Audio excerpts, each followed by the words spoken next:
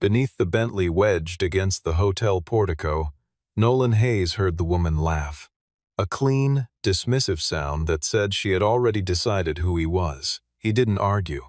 The single father slid under the chassis, pressed 2 fingers against the steering rack, and went still. 2 of the 3 mounting bolts securing the rack to the subframe were gone. The third had been backed out to its last thread. If Sloane Blackwood drove 3 more miles up the mountain road, she could lose steering entirely. Nolan pulled himself out and looked up at her. "Someone doesn't want you reaching that meeting tonight. If you believe a single warning can change a fate, stay with this story until the last mile." The autumn light over Ashbourne, Colorado, came in low and amber that Thursday evening, catching the chrome trim of the Bentley Continental at the exact angle that made it look untouchable, the kind of vehicle that suggested its owner had never once waited for anything in her life. Sloane Blackwood had not waited for anything in a long time. Not since her father's death 2 years earlier had dropped the entire weight of Blackwood Crown Industries onto her shoulders, and she had learned quickly that hesitation in a boardroom read the same as weakness. The Blackwood Summit Resort sat above the tree line on the eastern ridge, a stone and glass property the family had held for 3 generations, and Sloane had used its private conference wing for the afternoon's closed-door session with the board. A session about Crown Vector, about the billion-dollar autonomous vehicle project that would either define her tenure or end it. She needed to reach the Mountain Testing Center by 8 o'clock, needed to sign the final authorization documents before Victor Ashbourne found another procedural angle from which to slow her down. The evening air smelled of pine and the first cold edge of an early Colorado winter, and Sloane walked toward the Bentley with the same composure she wore into every room. The sound came before she reached the door, a dry metallic click, brief and oddly flat, from somewhere beneath the front axle, the kind of sound that could mean nothing or could mean something that mattered enormously, and the valet attendant suggested she might have clipped a loose stone on the access road. Nolan Hayes was parked 20 yards away in a pickup truck that had seen better decades, a set of replacement parts stacked in the bed, and he had been sitting there for 4 minutes because traffic on the lower road had backed up. He heard the sound at the same moment Sloane did, and unlike the valet, he did not categorize it as a stone, because the frequency was wrong, carrying the hollow resonance of metal under load rather than the blunt report of road debris, and 17 years of working with steering and chassis systems had made him fluent in the language of what cars said when they were in trouble. He stepped out of the truck and walked toward the Bentley without urgency, because urgency attracted attention, and he had learned, since his dismissal from Halcyon Motors, that the fastest way to make powerful people ignore a warning was to deliver it in a way that implied they owed you something. Sloane watched him cross the lot with a kind of evaluating look she gave vendors who showed up to pitch meetings without appointments. Taking in the work pants, the hands that would not be clean until Saturday, the absence of anything resembling an executive badge or a business reason to approach her car. She asked him, with a courtesy so precise it functioned as its opposite, whether she could help him. Nolan said the front of her car was making a sound that suggested she should not drive it yet, and Sloane's expression shifted towards something cool and lightly amused. The expression of a woman who had been approached by ambitious strangers before and had developed an efficient system for ending those approaches. She told him the vehicle was serviced by the finest fleet technicians in the state, and that any concern he had was appreciated. Nolan crouched at the front wheel well, looked at the geometry of the wheel relative to the suspension components, and said he was not asking her to trust his word. He was asking for 2 minutes to look under the car before she made her decision. She let him look, not because she believed him, but because the sound had been real, and the valet's explanation had not quite satisfied the part of her that had survived 2 years at the top of a corporation by noticing the things that did not add up. Nolan lay flat on the pavement of the hotel entrance without apparent concern for the setting, slid under the front end, and moved his hands along the steering rack with the economy of a man who had done this 10,000 times and did not need to see what he was touching in order to read it. What he found made him still in the same way he had gone still 17 years earlier when he first held a batch of substandard bolts at Halcyon and understood in a single sustained moment that the people above him were going to ask him to pretend he had not found them. 2 of the 3 mounting bolts securing the steering rack to the subframe were gone entirely, removed cleanly, no shearing, no debris, no sign of fatigue failure. The 3rd had been backed out until only the last few threads engaged, and the rack itself was still in position, which meant the car could move at low speed through the resort's private lane, through the first quarter-mile of the mountain road, possibly even through a gentle curve. On the switchback grades connecting the resort to the testing center, that assessment would change with lethal speed. He slid out, stood up, and looked at Sloane Blackwood, and the confidence she had worn when he arrived was still present but had shifted slightly, the way a sentence shifts when you change one word.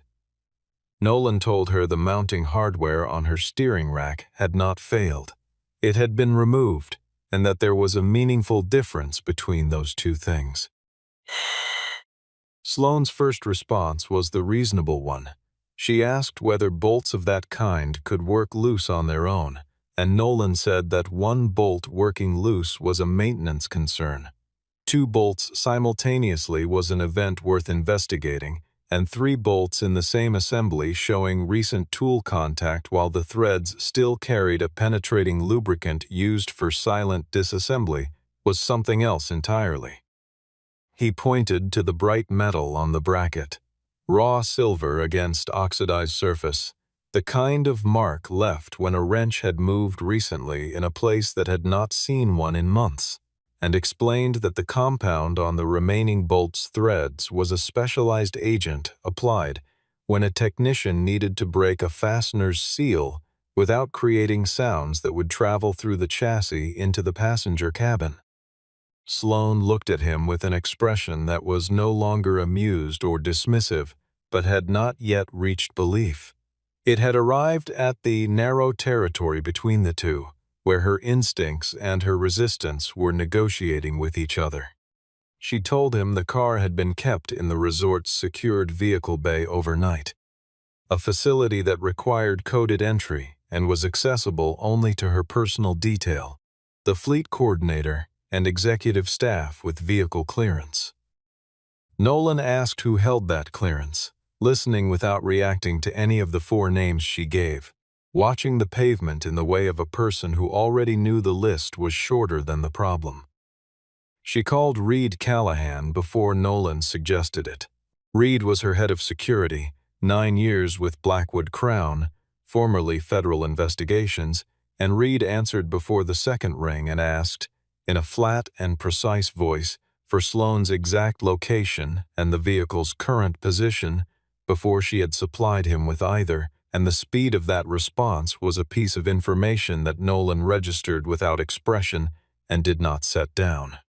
He told Sloane quietly that if the person responsible for the car had advanced knowledge of her schedule, specifically of the mountain route she would take that night, there was a meaningful possibility that this had not been designed to stop the car permanently, but to stop it at a specific point, on a specific grade, in a condition that would be difficult to explain after the fact.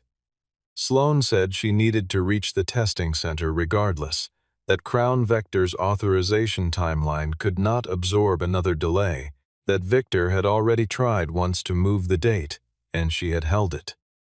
Nolan did not argue the priority. He said only that if whoever had touched the car knew her route, they also knew which fleet vehicle she would call if her primary car was grounded, and that the assumption of a single plan was the assumption most likely to fail her. As he finished that sentence, a man in resort staff livery stepped away from the far end of the portico, lifted a phone to his face, and photographed the vehicle and the surrounding area with a quickness that looked practiced rather than curious, and then moved away at the pace of someone who had completed a task and needed to be somewhere else. The silence that followed lasted 4 seconds, long enough for Sloane to understand that she was not standing in front of a maintenance problem, but in front of something with a plan attached to it. She looked at Nolan's truck, made the calculation she had been making her entire career, weighing what she could control against what she could verify, finding the ratio worse than usual, and walked to the passenger side of the pickup without announcing that she had decided anything. They left the Bentley standing under the portico lights, temporarily sealed, with the most important piece of evidence in Colorado sitting in a hotel driveway in the early mountain dark. Nolan drove south out of the resort on the main road and then turned east at the second junction, onto a route that added 12 minutes to the trip and did not pass through any intersection that could be monitored from the primary approach to Blackwood Summit. Sloane asked where they were going, and Nolan said he was taking them to his garage, that the route was a matter of preference, and she told him he was taking the long way, and he agreed that he was, and she studied the side of his face for a moment and then looked at the road ahead and did not ask again. The foothills east of Ashbourne were dark. At this hour, the aspens gone orange at the edges and the firs running black against a sky that still held the last blue hour of dusk, and the truck moved through that landscape with the unhurried steadiness of a vehicle that had been maintained rather than pampered. The gray SUV appeared in the mirror a half-mile after the second turn, rental plate trim, no distinguishing marks, hanging at a distance that was neither too close nor far enough to read as coincidence. Nolan did not point it out immediately. He made a third turn onto a connecting road with no reason to take unless you lived on it, and the SUV followed. He turned again onto the access road behind a fuel distributor ship, came out the other side, and when the SUV had not reappeared after a full minute, he continued to the garage by a route that passed through a 24-hour fuel station with operational overhead cameras, which he did deliberately and without announcement. Sloane had noticed the vehicle on the second turn and said nothing until then, when she asked who else had been told which vehicle she was traveling in, and Nolan said whoever had photographed the hotel scene had probably relayed the truck's description and his plate number within 5 minutes of their departure. Victor Ashbourne called Sloane's phone while they were 2 miles from the garage, and the quality of that conversation set Nolan's attention to high in a way he did not display. Victor said he had heard there had been a vehicle situation, that he wanted to dispatch a helicopter to collect Sloane and ensure she made the testing center on time, and that her absence from the authorization session would require him to assume temporary operational authority over Crown Vector under the emergency continuity provision, which was technically accurate, which meant it had been checked in advance. Sloane asked how Victor knew about the vehicle. Victor said the fleet tracking system had flagged the Bentley when it failed to depart on schedule, a plausible answer, constructed to be sufficient, but what Nolan noticed was that Victor had not asked whether Sloane was injured. He had asked about the meeting, and only about the meeting, and a man asking only about the meeting was a man who already knew the answer to the other questions. When they reached the garage, the side door at the rear of the building was open by 3 inches, and Nolan had checked that lock himself before leaving. Nolan asked Sloane to stay in the truck and walk toward the door without waiting for her agreement. The garage was dark and empty, the tools on their boards, the cash in the lockbox untouched, high-value parts still on the center bench. It was the diagnostic drawer that told the story. His OBD scanning equipment and calibrated reference tools from his halcyon years had been disturbed, and the commercial-grade handheld diagnostic unit was missing, a specific instrument capable of reading proprietary vehicle architecture and writing to certain module addresses with the right credentials.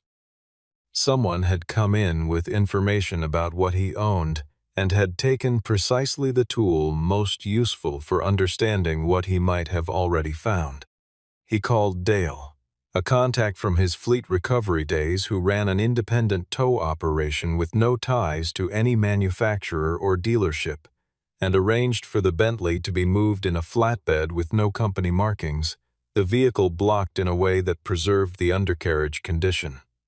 The security footage showed 12 minutes of black, not corrupted, simply absent, a gap that began just before the likely time of entry and ended just after departure. When the Bentley arrived and was lifted, Nolan photographed every surface before touching anything, working with the discipline of a man who had once watched a company's legal team dismantle a documented finding because the documentation had not been thorough enough. What the undercarriage photographs confirmed was something that had been designed with precision. 2 mounting bolts for the steering rack had been removed entirely, the third backed out to within 2 threads of separation, and the undershield had been removed and reinstalled with a care that left no exterior indication of access. The steering angle sensor's warning threshold had been modified through a software interface, reset to a range that would not generate an alert even under significant rack displacement. And the vehicle's onboard diagnostic log had been cleared through an administrative credential belonging to someone with executive-level access to Blackwood Crown's fleet management system. The person who had done this understood steering geometry, vehicle electronics, and the specific architecture of this model's management system, and had understood that a driver at the top of the first mountain switchback would feel nothing unusual until the rack shifted and the wheel's connection to the road changed in a way that had no correction. Sloane had been looking at the wall while he worked, and she stopped when she found the newspaper article, clipped and old, the paper yellowed at the edges, pinned beneath a corner of a parts manual, a story about the Halcyon Motors recall proceedings, the investigation into fastener standards in the Model 7 steering assembly, and the engineer who had been dismissed for, in the article's carefully constructed language, failing to comply with internal reporting protocols. Nolan's name was in the 3rd paragraph. Sloane read the article and then looked at him, and he told her the truth without editorializing. He had identified a batch of substandard fasteners, had documented the deviation precisely, had refused to sign the approval certification that would have moved them into production, and had been informed 2 weeks later that his position had been restructured. He said it in the same tone he used to describe a mechanical finding, factual, without self-pity, because the facts were sufficient and the self-pity had long since exhausted itself. Sloane set the article down, looked at the floor for a moment, and apologized for the way she had spoken to him at the hotel. Nolan told her she did not need to apologize for not knowing what she had not been given reason to know, but that she needed to stop choosing not to find out. The recovered diagnostic data, retrieved partially from the car's backup module, showed that the steering warning system had been disabled through a credential set belonging to executive-level administrative access, an access tier that was assigned to exactly 5 people. Reed Callahan and Delaney Carrington arrived at the garage 40 minutes later, and the temperature in the space dropped in a way that had nothing to do with the Colorado night. Reed told Sloane, in measured terms, that the vehicle was corporate property and that retaining it at an unsanctioned facility created chain of custody exposure that could undermine any future legal proceedings.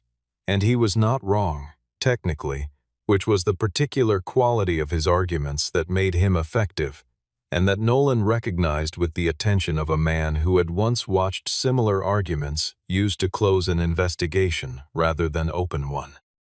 Nolan told him, equally measured, that he would release the vehicle when a signed independent witness log and photograph-verified inventory had been completed, that he was not interested in moving the evidence before those conditions were met, and that anyone who pushed on it could explain later why they had been in such a hurry. The two men regarded each other without speaking, and Sloane let it stand.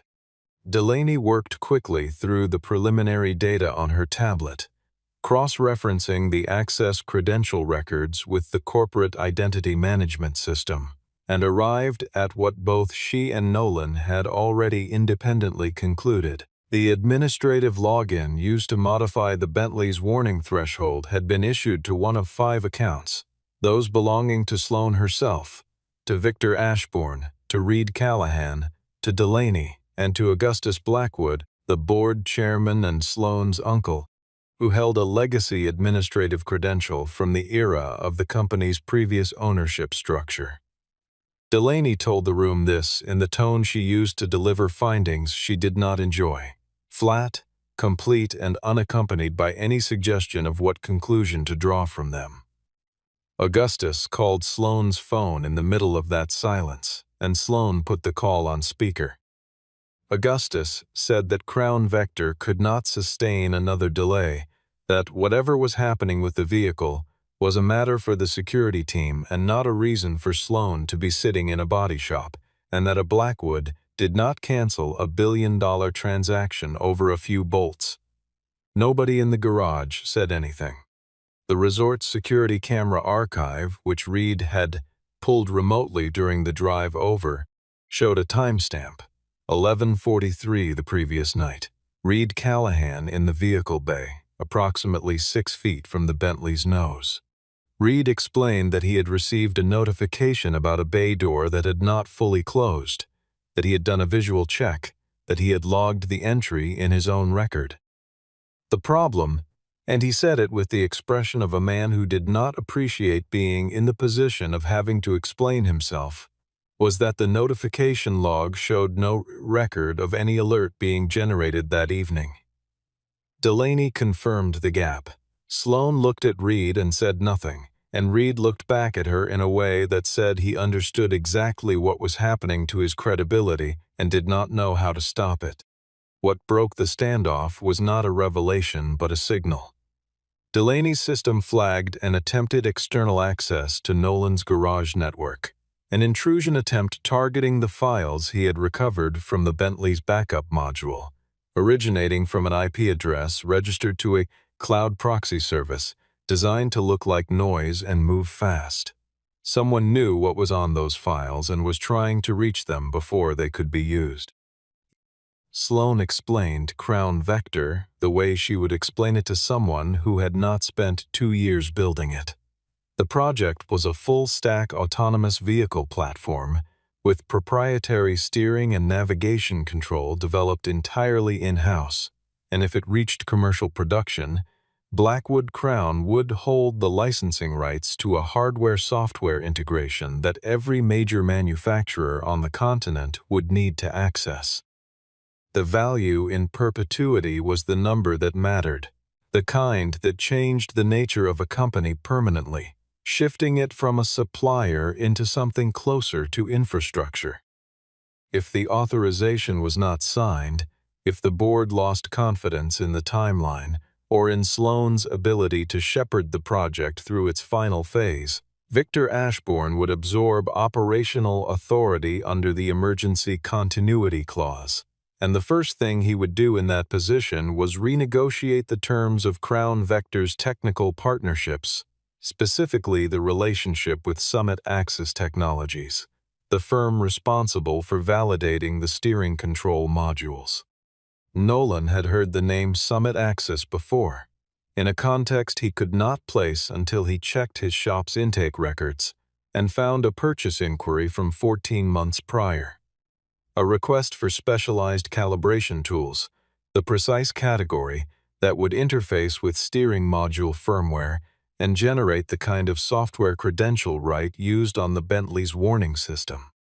He had not fulfilled the request because the buyer wanted the transaction through an invoice account corresponding to no verifiable business address, which was a quiet test he applied to unfamiliar commercial inquiries, and which Summit Access had failed.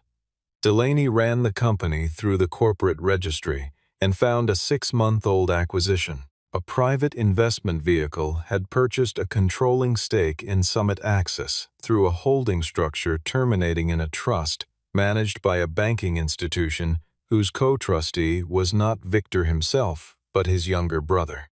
Victor reached over a speakerphone connection, said the investment was a passive position through a family vehicle he had no active role in managing.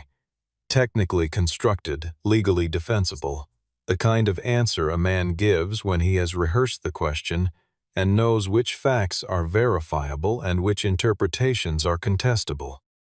Sloan had opposed Summit Access's selection as a validation partner when it was first proposed, had flagged the timeline compression and the lack of an independent track record in automotive-grade testing, and the board had overridden her objection on cost grounds, and Victor had supported the override, which she now understood was not a coincidence but a sequence.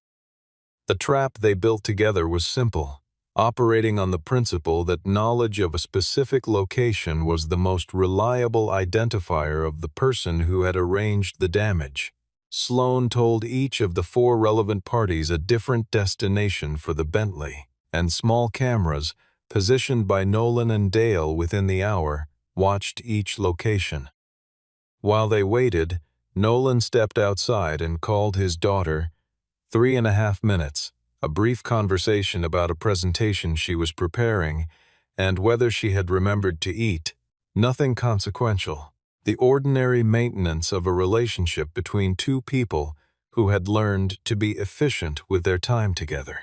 Sloan heard it from inside, sitting on a shop stool with her phone in her hand, waiting for a message from her own family that was not going to be about how she was doing, but about what had happened to the stock. The camera at the East Warehouse, the location disclosed only to Victor, recorded Mason Pike arriving at 11:47, moving quickly and without hesitation, a man who had been told exactly where he was going. Mason Pike sat in the back office of the garage and looked at 5 things Nolan placed on the work table in front of him. The warehouse camera footage, the time-stamped badge entry log from the resort's vehicle bay the previous night, the login record from the Bentley's onboard system, the batch analysis of the lubricant compound recovered from the surviving bolt threads, and a purchase confirmation for a specialty hand tool set matching the mark pattern on the stripped bracket housing. A purchase made from a supplier in Denver 11 days earlier, charged to a residential address in Ashbourne. Mason was 31 years old, and he did not look like a man who had prepared himself for this moment. He looked like a man who had been hoping the moment would not arrive, and who understood, now that it had, that the hoping was over. He looked at the table for a long time before he spoke, and when he spoke he said he had not known anyone would be hurt. He told them the arrangement in the careful, measured way of someone dismantling a structure they had built under significant duress. Contacted through an intermediary, payment routed through Summit Access's internal contractor network, the instruction specific. Create a mechanical disruption that would cause the vehicle to make noise and behave unusually at low speed, sufficient to require Sloan to return to the resort rather than continue to the testing center, but not sufficient to cause a failure. He said he had been told explicitly that the car would not leave the resort grounds, that it would be caught at the exit by the fleet monitoring system, that no one would be in danger, and he had believed it because he had needed to believe it. He had not known about the mountain road and the switchbacks and the grade where a rack displaced from its mounting would take the wheel out of a driver's hands. Nolan explained this to him in clinical terms, not to punish him, but because Mason needed to understand what he had agreed to, and because understanding it completely was the prerequisite for the next conversation. The person who had given Mason his instructions had used a prepaid communication device, had never appeared in person, and had provided knowledge of Sloane's private schedule and the resort bay's access code that could only originate from inside the organization's executive tier. Mason had been leveraged into the arrangement because someone in that tier held documentation of a financial irregularity from his time at a previous employer, a mistake modest and long past, which Mason had believed resolved, but which had been kept alive specifically for this use. He had been held in place by a document which was among the cleaner methods of control and the most reliable. Sloane listened without expression and then told Mason her offer was cooperation in exchange for a documented acknowledgement of the coercion she would personally represent to the proceedings. Not immunity, not erasure, but the full picture of how he had arrived at the decision he had made. Delaney objected on institutional grounds, and Sloane said that finding out who had put Mason in that position mattered more to her than maintaining a clean institutional record, and that if the institution could not tolerate that priority, it should have that conversation with itself. The prepaid device on the table vibrated. The message was short. The subject was still expected at the testing center, and preparation for the secondary option should be confirmed. Kamook. The secondary option was not difficult to interpret. It meant that whoever had arranged the steering rack sabotage had built a contingency into the testing facility itself, which meant the Bentley had been a delay mechanism, not the primary instrument of risk, and the primary instrument was waiting somewhere in the building where Crown Vector's final authorization was scheduled to happen. Sloane decided to attend the meeting because the alternative was to cede the field and allow Victor's contingency clause to activate, and because whoever had arranged this needed her absent more than anything else. Her absence was the whole architecture of the plan, and arriving was the one move it had not accounted for. She and Nolan left the garage in a vehicle borrowed from Dale's fleet, unremarkable and untraceable, and reached the testing center through the service road on the compound's eastern perimeter. Victor objected to Nolan's presence the moment he encountered them in the lobby. He was a local mechanic. He held no authorization clearance. The facility's insurance structure did not cover unsanctioned personnel, and his presence would be noted in the session record. Nolan did not respond. He asked Sloane, in Victor's hearing, for authorization to perform a pre-session safety check on the demonstration vehicles, and Sloane granted it before Victor could construct another objection. Nolan found what he was looking for in under 8 minutes. A steering control module in the secondary fallback position had been replaced with a device bearing all the correct external markings and a valid Summit Access certification stamp, but carrying a fraudulent firmware signature, a unit capable of receiving a remote command and suppressing the steering return signal for a predetermined interval, which meant a driver could turn the wheel and, for 2 to 6 seconds, receive no feedback from the road. At speed on a mountain test loop, 2 seconds was enough. The certification stamp connected it to Summit Access, whose validation process had produced a fraudulent approval for a component designed to injure the person in the demonstration seat, whose ownership traced to a trust controlled by Victor's brother, whose selection as a validation partner Victor had championed over Sloane's explicit objection.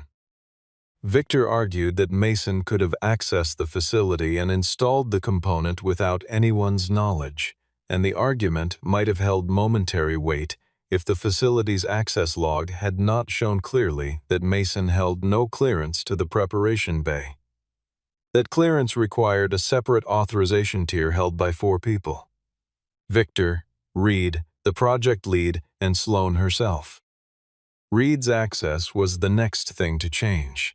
A lockout command, appearing to originate from Sloane's credential set, removed his security privileges from the system while they were standing in the preparation bay, which meant someone with a copy of Sloane's digital authentication profile had used it to blind the one person in the building whose institutional independence made him dangerous. Sloane had not issued any lockout command. She had not touched her administrative panel in over an hour, and the authentication log showed that her executive certificate had been duplicated and deployed from an external device. The board received an anonymous report within the following 15 minutes, alleging that Sloane Blackwood had been manipulating Crown Vector's technical documentation to conceal a material safety defect. Augustus called for an emergency vote and used the word urgent 3 times. The glass conference room at the top of the testing center had been designed to communicate power. Floor-to-ceiling windows, clean sight lines to the mountain and the valley below, furniture precise enough to function as a form of argument.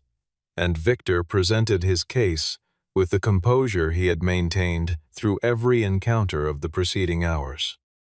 Nolan stood against the back wall as a designated independent technical observer and watched the performance with the attention of someone who had spent a long time learning how convincing the wrong person could sound when the right setting had been arranged around them. Victor's summary was a construct. Sloane had deviated from security protocol, transferred corporate assets to an unsanctioned facility, delayed the authorization session, withheld technical concerns from the board, and permitted an unauthorized person to interfere with a demonstration vehicle. He asked the board to grant him temporary executive authority, framing it as a gesture of institutional responsibility. Augustus had already reached the edge of agreement. Nolan could see it in the posture, the way the older man's attention had turned fractionally toward the window, where the mountain sat in the dark as a reliable object, unlike the situation in the room. Sloane did not raise her voice or adjust her cadence. She opened the files on her tablet and presented each element in the order it had been found, moving from first to last without pause or commentary. The undercarriage photographs, the bracket analysis, the lubricant compound identification, the software warning that had been deliberately reset, the warehouse footage with Mason at the door, the Summit Access payment routing, the spoofed control module with its fraudulent certification, and the authentication log showing her credential used from a device she had never held. She said the last item clearly. Her digital identity had been copied and deployed to disable the one security officer whose independent investigation was a threat to the person who had arranged every other element of the evening. Victor said the documentation was compelling but circumstantial. The Summit Access investment was passive and legally separated from any operational decision he had made. The credential duplication could have originated from a network breach unrelated to him, and the spoofed module was precisely the kind of act a coerced employee like Mason might undertake. And he built each counterpoint with the fluency of a man who had prepared them, because each was technically arguable, which was the condition he needed. Not certainty of innocence, but sufficient doubt to sustain a procedural motion. Delaney's disclosure broke the structure from beneath. She had traced the Summit Access ownership chain to its terminal point. Not a distant trust or a passive investment vehicle, but an operating account controlled by Victor's brother through which 3 years of inflated testing invoices had been returned to a parallel account bearing Victor's own name on the signatory record, and the numbers were not hypothetical because Delaney had the transaction logs, obtained through a legal access mechanism she had prepared during the drive to the testing center. Nolan placed on the table a detail he had held until it would not be abstractable into corporate complexity. The compound on the Bentley's remaining bolt matched a proprietary blend used exclusively in Summit Access's calibration workshop, not sold commercially, accessible only to people inside that facility. The Summit Access equipment log showed a toolkit containing that compound signed out 3 days before the hotel incident, and the signature on that log was Victor's. Reed Callahan then presented 8 months of documentation compiled under a written instruction left by Sloane's late father, asking Reed to monitor certain internal transactions and report only when the evidence was complete. Victor had been routing capital through Summit Access for years, installing compliant suppliers in positions where their validation work would ask no hard questions. The audit Crown Vector's review would trigger was not something Victor could survive, and the steering bolts had been only the first attempt to prevent it. Victor left the room without announcing that he was leaving, the first unscripted thing he had done all evening, and went directly to the server room on the building's lower level, where he initiated a diagnostic maintenance protocol that would cycle the testing facility's internal archives through an emergency purge sequence. The testing center's administrative systems shifted to emergency maintenance mode, and the server corridor lights turned amber, and the deletion sequence began working through the archive from the oldest records forward. Diagnostic logs, module certification histories, the performance data from Crown Vector's full testing cycle, the chain of documentation that showed what the project had been built on and what had been built into it. Delaney had extracted the financial records before they arrived at the facility, anticipating exactly this response, and those records were already transmitted to an external hold. The technical archive was different. It lived in isolated servers specifically designed to resist external access during a maintenance cycle, a security feature built to protect the data that was now being used to protect its destruction. Nolan understood the architecture well enough. Diagnostic infrastructure and vehicle control systems shared a power distribution network, and a deletion process running through an emergency maintenance protocol depended on the continuity of that shared network to propagate across all linked storage units. He found the power distribution panel for the testing sector in a utility corridor behind the demonstration bay, a steel cabinet with a sequence of labeled breakers corresponding to different subsystems in the chain, and the sequence mattered. Pulling the wrong breaker first would trigger the backup battery array, which would sustain the deletion process through the primary power interruption and complete the purge on its own. He explained this to Sloane in under a minute, using the names of the breakers rather than their functions, because the functions were less important than the order. Reed's security team was moving through the facility in pursuit of Victor, but Victor had used his administrative access to lock down 3 internal corridors, and the team was working through physical overrides that took time. Sloane stood beside Nolan in the utility corridor with her phone flashlight on and listened to him describe which breaker to pull, in which order, and why the order was not negotiable. She asked whether he was certain. He told her he was certain about the logic and confident about the hardware, which was a meaningful distinction she understood immediately. She reached into the panel and followed the sequence he described, 1 breaker at a time, and 3 seconds before the last storage bank would have been cleared, the deletion process stopped mid-frame. Victor reached the facility's ground-level exit and found the security gate in manual lock. Reed had switched it from remote to physical control during the corridor override, a precaution that functioned as containment.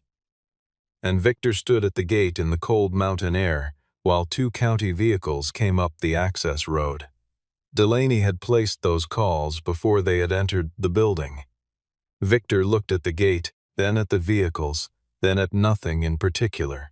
And before he was escorted away, he told Sloane she had surrendered the company's future to protect a mechanic's feelings.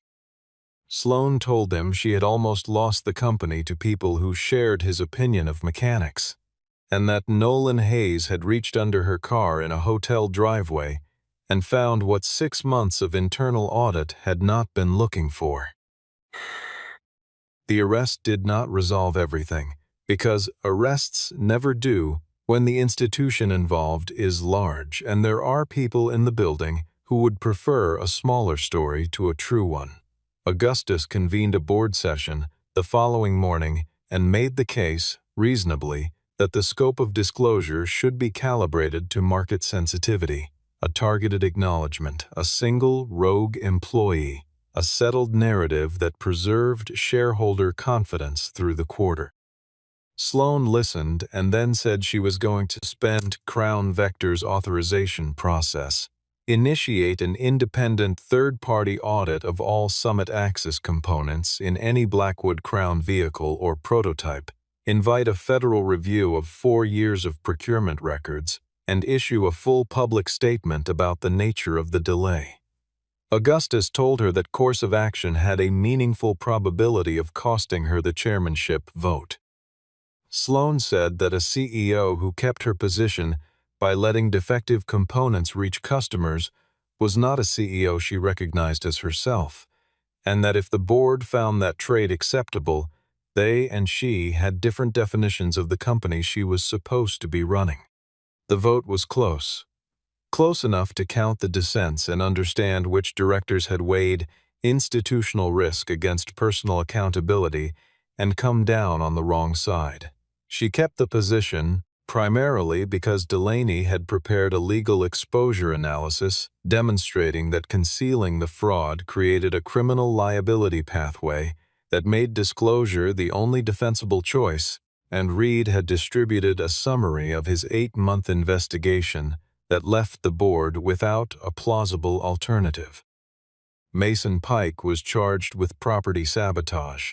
Sloan formally represented the coercion element to the court, documented and specific. Reed's clearance was fully restored, and he was designated to lead the internal investigation. Delaney drafted the whistleblower protection framework she had been arguing for since her first year at the company, and this time there was no resistance. Sloan called Nolan 2 days after the board session and offered him a role she described as Vice President of Technical Integrity, a direct report to her, a mandate to evaluate safety architecture across the company's full product line, and a compensation package that would have allowed his garage to close permanently and comfortably. Nolan thanked her for the thought and declined without hesitation. He explained it directly. He had spent the better part of a decade relearning what it felt like to be the person in a room whose conclusions were not subject to approval, and he was not interested in trading that back for a title. What he offered were 3 conditions for an independent advisory arrangement: unrestricted reporting access to the full board, not mediated through any executive layer, a contractually protected guarantee that his technical findings could not be modified or withheld by any party between his desk and the board's record, and a company-wide protection mechanism for any employee who reported a safety or compliance concern. Sloan agreed to all 3 without negotiation because the conditions were correct. The audit ran for 11 weeks and confirmed what Reed's preliminary documentation had suggested. Victor's financial manipulation had been systematic, layered, and sustained across a period that began before Sloan had assumed the CEO role, which meant the fraud had been operating under her predecessor's tenure and had been deliberately concealed from her during her transition period. The technical review of the Halcyon Motors record was initiated at Delaney's suggestion, and archival correspondence placed Nolan's dissent in precise documented context. He had identified the fastener deviation, refused to sign the compliance certification, and the certification had been signed by someone else and buried. Delaney's office submitted a formal recommendation to the relevant industry body, and Nolan's professional record was corrected. He did not pursue the correction publicly, and did not return the media requests that reached him through the garage's business line. On a Thursday afternoon 6 weeks after the board session, Sloan drove to the garage in a 4-year-old sedan she had borrowed from a friend. Wearing nothing that cost more than the car, carrying 2 coffees in paper cups. And Nolan was finishing a brake inspection when she arrived, and he wiped his hands and accepted the coffee. And they stood in the garage for a while without talking about any of the things that had happened, because those things had been resolved and Sloane was not there to revisit them. She looked at the floor where the Bentley had sat on the lift and asked him whether he remembered the way she had spoken to him outside the hotel. Nolan said he remembered, and then said the thing she had come to hear whether or not she had known she was coming for it. That what a person does before they understand something tells you who they were, and what they do after tells you who they are choosing to become. She asked him if he wanted to have dinner sometime.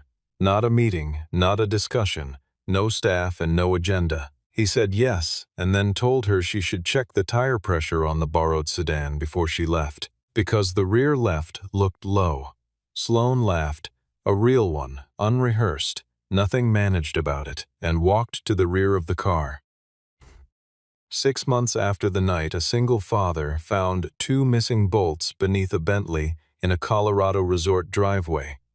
Blackwood Crown Industries opened an independent verification center on the western edge of its Ashbourne campus and named it the Hayes Integrity Division. Nolan spent 20 minutes arguing against the name before Sloane explained that it was not for him. It was for every engineer who would walk into that building over the coming decades and understand, without being told, that the person whose name was on the wall had been fired for telling the truth and had been right, and that this institution existed because of what he had chosen to do with no audience and nothing to gain. Crown Vector was redesigned from its foundational architecture, genuinely with the independent validation process Sloane had promised, and the delay the market initially punished her for turned, over the following 2 quarters, into evidence that the company's safety commitments were not language. Nolan kept the garage, splitting his time between the advisory work and the work at Hayes Precision that had always been the texture of his actual life. The diagnostics, the referrals, the occasional customer whose first car had a problem she could not afford to ignore. His daughter called on Sundays and asked about the news coverage, which had been more extensive than either of them had anticipated, and Nolan told her he found it mildly embarrassing and that the brake caliper on her driver's side front needed attention before winter, and she told him she had already taken care of it, which made him smile. On a Saturday in late March, Sloane drove the Bentley, fully restored, every system verified, every bolt checked by a process that now bore the weight of institutional memory. Up the mountain road she had been scheduled to take on the evening this had all begun. They stopped at the overlook above the valley, where she would have been driving in the dark if she had left the hotel on time, and arrived at that first switchback with 3 threads of engagement left in a steering rack. Sloane asked Nolan what had made him get out of his truck that evening.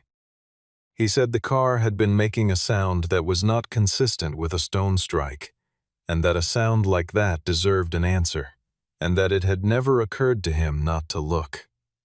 She told him she had been driving for years without realizing that something had been slowly working loose. Not in the car, but in the life around it, the decisions compounded into a direction she had not chosen consciously, the distance between who she was supposed to be and who she had agreed to become. Nolan said that machines and people had that in common. Both could operate for a long time on what remained, and both needed someone close enough and honest enough to find the signs before the threshold passed. The mountain road stretched ahead of them in the early spring light, the same road that had been a danger and was now just a road, and Sloane Blackwood drove the rest of the way up without the weight of a world that had been quietly working loose. Because this time she knew the bolts were there and she knew who had checked them.